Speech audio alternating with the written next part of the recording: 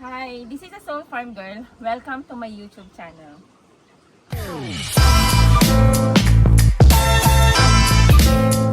Audio Jungle.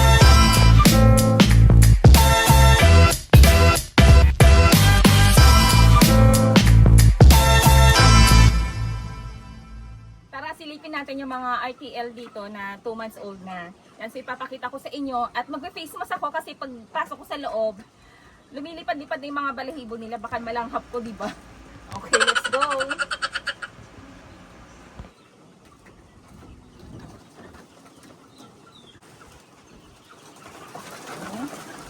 Sarado muna natin. Baka alam mo ba sila? Ayan. So, ito na yung mga RTL na ready to lay. Ayan. So, na-debit na itong mga buka nila. Bicol Bold po ang lahi nito Yan. So, yung alaga dito nasa 14,000 lahat. Yan. So, sa mga gustong bumili ng RTL, mag-comment lang po kayo sa video na to para maibigay ko yung info. Actually, etong mga manok dito, naka-reserve na to. Pero meron pa naman extra. Kaya magbebenta pa ako para sa inyo. Ayan. So 2 months pa lang sila. 2 months din yung hihintayin natin bago i-release itong mga to.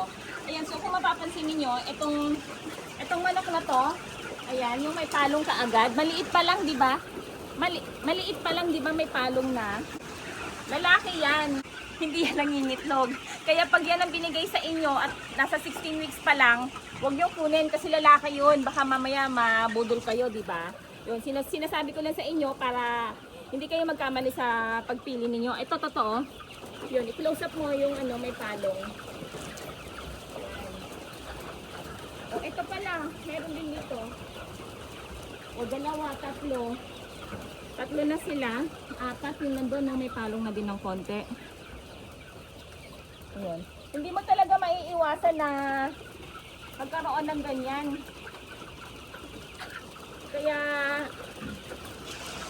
Kaya ingat lang po kayo sa pagbili ng mga RTL kasi minsan bibigay nila pag malaki na yung palong, hindi nyo alam lalaki yun, di ba? So hindi nyo mare-recognize ka agad. Hinahalo kasi nila yun sa 16 weeks. Kaya ingat-ingat po kayo sa pagbili ng mga RTL. Yan. So hanggang doon yan sa dulo. Madami lahat to. So madami po ito. So sa mga gusto po magpa-reserve, mag-comment lang po kayo sa video na to para maibigay ko po yung number ko. So ako po yung tatawagan ninyo. Para hindi po kayo may scam, di ba?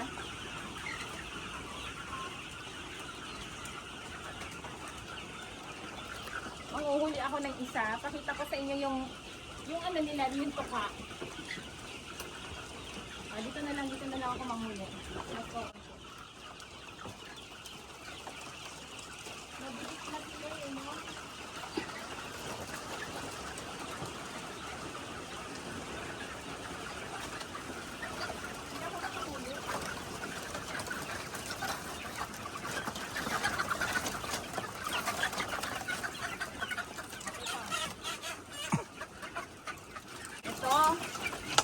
Ayan, so makikita nyo, naputulan na yung tuka. Tsaka alam din natin na babae ito kasi kita nyo naman yung palong niya, di ba? Maliit pa lang. Oh, yan. Ang ano kasi vaccine ng mga RTL, minsan umaabot po yan ng 10 hanggang 12 na vaccine. So depende po yan kapag sa area ninyo may mga sakit, ganyan. So, kailangan kompleto po yung vaccine para hindi po magkasakit yung mga manok. Oh, ito. Ang ganda, oh. Bicol Bold po yung lahi nito,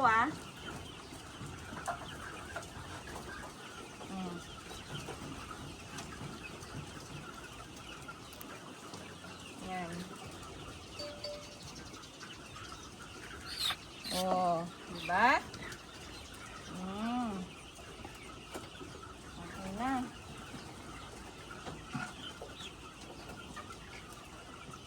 Oh, naipit siya. naman. Oh, okay ka na. Sugatan siya ng konti. Ito. Namaga. Oh, pero gagaling ka rin naman. Hayaan mo na. Importante, nakaligtas ka na. Ayan. Ang ganda ng ano mo, tuka mo ah. Pantay na pantay oh. Pag decalb, naka-laser dibit na yan. Kaya maganda yung tuka nila, di ba? O, ayan, okay ka na ha, hindi na masakit.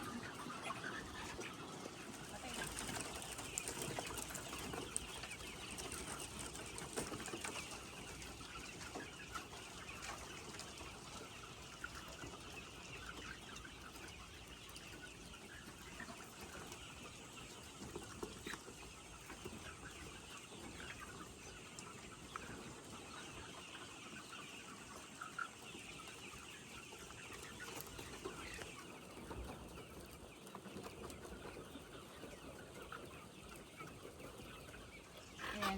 So sa mga gusto po mag-order ng decalb white, mag-comment lang po kayo sa video na to para ibigay ko po yung mga details. Tsaka ako po yung makakausap ninyo pag tumawag kayo sa akin. Yun. So sa mga hindi pa nakakapag-subscribe, please subscribe and hit the notification bell para lagi kayo updated sa mga bago pong video. Happy farming everyone!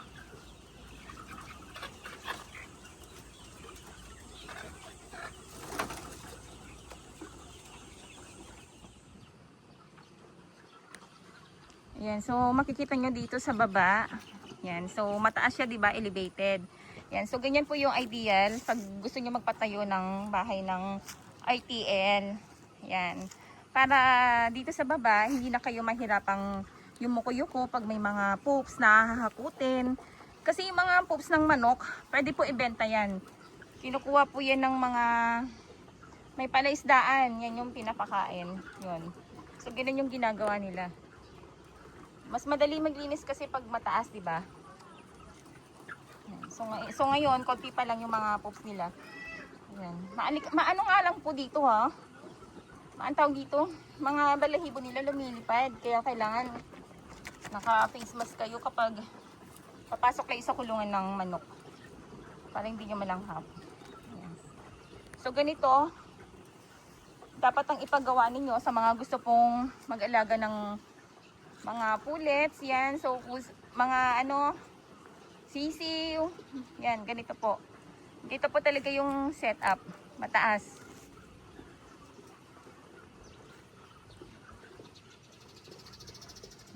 Laki nito, no? Ang ganda, no? 14,000 ang laman yan. So, sa mga gusto pong mag-order, comment lang po. Tapos sabihin niyo kung saang lugar kayo, tsaka kung ilan yung kukunin niyo. Kasi hindi po kami nagdi-deliver ng konti lang ha, tapos malayo. Luzon lang po. Sa Visayas and Mindanao, hindi na po kami nagdi-deliver. Luzon area lang po. Tsaka may minimum order po yun ha. Lugi kasi sa tracking kapag malayo.